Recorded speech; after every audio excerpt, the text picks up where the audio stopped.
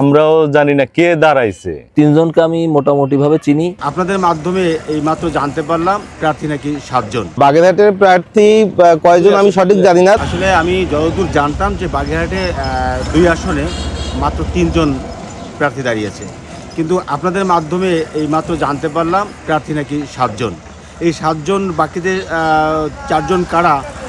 3 জনকে আমরা তো সবাই জানি যে একজন স্বতন্ত্র সেলিম সাহেব, আরেকজন ব্যারিস্টার জাকির সাহেব এবং আরেকজন আছে আমাদের রাহাত সাহেব।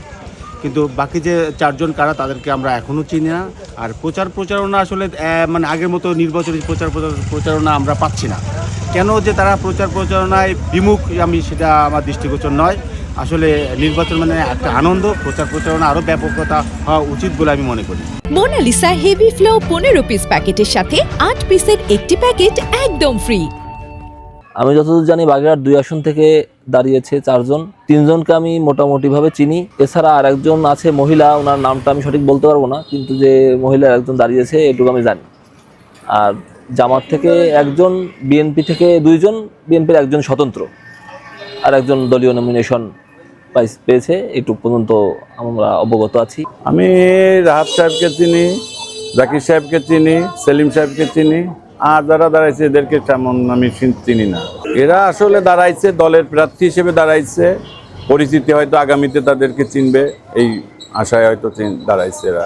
আমার জানা মতে তো 3 জন, জামাতের রাহাত ভাই, আর বিএনপির আছে ব্যারিস্টার জাকির সাহেব, আর স্বতন্ত্র দাঁড়াইছে সেলিম সাহেব। এরা যে কি উদ্দেশ্যে দাঁড়াইছে এ তো জনগণের সামনে বলেও না, আবার মানে আমরাও জানি না কে দাঁড়াইছে বা কোন মার্কা বা কোন দলের। এ ধরনের 7 জন এই প্রথম আপনার কাছে শুনলাম।